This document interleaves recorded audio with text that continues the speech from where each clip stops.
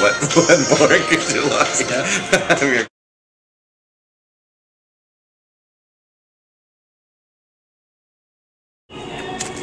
Fan is a weird word. Yeah. And I'll say that because I don't think any of us. I feel like to be a fan, you have to be there when it's really happening. But someone who knew the music and liked the music and was excited when I heard it in the car radio, me. But if Frankie was going to play in your local casino, which he was doing back in the time of the show, would you have gone to see him? Yeah. Probably. I probably would have. Why? Who else would there have been to see? I mean, because he was playing small theaters before when Jersey Boys was starting, and really not appealing to people our age. I mean, I think Jersey Boys has been really exciting to sort of put these guys, the real guys, back on the map again for this whole generation, because, you know, the 30s-somethings are loving this music and remembering about when their parents would have it on in their homes, and I think it's really great that the next generations, and I think from now on, because of Jersey Boys, that all sorts of generations to come will have this music. It's great that they know the story of what's behind the music, because they'll come to the show, these kids and teenagers, early 20s will come to see the show, and I don't know if we've already said this, but they always say, oh, I knew that song, I didn't know that was the Four Seasons, I knew, you know, I knew all this music, I didn't know that was them, I didn't know the story about them, so it's so cool to put it all together and have some ultimately, knowledge. it is a rags to riches story. And a true rags to riches story. So, hopefully, people even in like low-income neighborhoods and all these things will try to make music and try to sort of do one of these.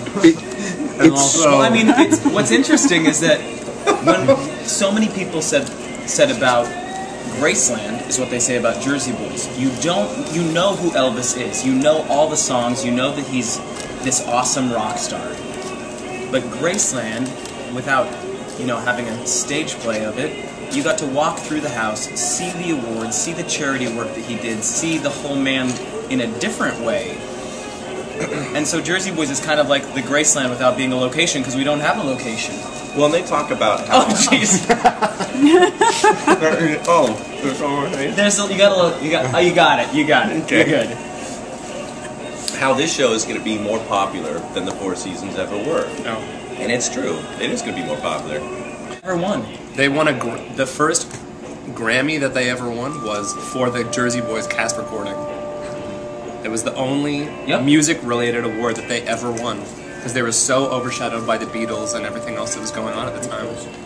Yep. Not that they weren't doing well, But it's a shocking, they obviously had thousands and thousands statement. of fans. It's a shocking fact. But it's unbelievable when I learned that they were basically overlooked, and so to be recognized into the Rock and Roll Hall of Fame must have been the ultimate honor at long last for these guys. And now with the show, I mean, when you see who's up for and who's winning Grammys now, it's interesting to know that like these truly remarkably talented guys didn't. You know, that's an interesting, I don't know, juxtaposition, I suppose. Already it's ready to inspiring go. to be in a show this well received in every. This is my 22nd city, I think, that I've been to, and it's just every city is just blown away and moved and excited about music and theater and going to see the next show after us and coming to see us again. Oh, I have tickets to see you in Providence in 7 months. Are you going to be in the show? And it's like, that's unbelievable. And if you've done theater for as long as some of us have, that's you just don't hear.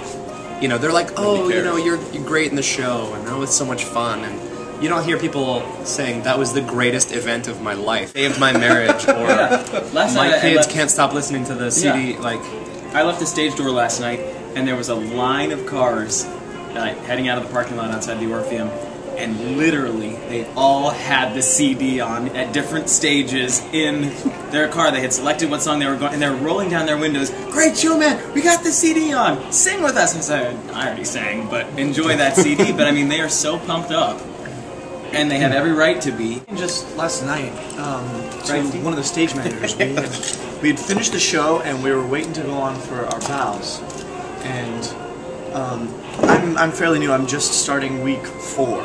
This is week 4. And week 400 for Steve. What? Is it only that many? I don't know. And I was I said to this one of the stage managers, I said, I'm sure this is old news to you. This is so old and regular for you, but I can't believe the response this gets every show that we put on. We put on 8 a week, and without fail, every show, the house goes crazy. They love it so much, and I would think that there might be like a dead day, where it doesn't go over too well, or there's a lull in attendance. It's always packed, and they always love it, and I just am floored. I feel so honored to be a part of something that touches that many people. I have a funny story off of that. When we first showed up on Broadway, we were at the Virginia Theater. It's now the August Wilson Virginia, and they had this terrible record of putting just clunkers into the theater. So the crew was always like loading in a show, loading it out really quickly, loading it, get bad reviews, and they're constantly doing this. Shows were not lasting there longer than like 6 weeks maybe.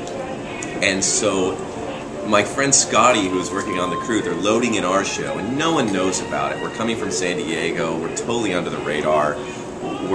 People are tired of the whole jukebox thing, and they're like, oh, we don't want this. They're loading this stuff in, and if you've seen the show, there's a very little simple pizza sign that's above the pizza scene. There's nothing to it. It's just a pizza. That's it. They're bringing that in, and my friend Scotty looks up at me and goes, oh, God, we're dead in the water. and the next, like that week when the audiences started going, I very clearly remember Scotty peeking out the curtain like you do. And he's peeking out, and he turns to me and goes, Steve, I've never seen an audience respond this way to a show ever. And he'd worked at the Virginia for years, and he was amazed by it. And he was hoping to get like maybe 1 year out of the show, and now he's like, every time I talk, he's like, well, I'm hoping to retire, Steve, with Jersey Boys. And I'm like, well, you might.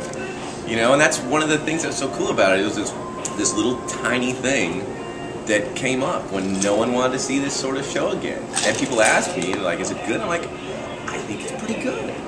But when you're inside of it, you don't know, but you see the way people respond to it, and you think, yeah, maybe this is a good show. And then people start coming back and telling you it's the best thing they've ever seen, and that's pretty cool. Yeah, some people have seen this how many times? You guys have, you said like We've had people 17 or something? like 75 times. Yeah, there's the odd. There's the odd. Those are the extremes.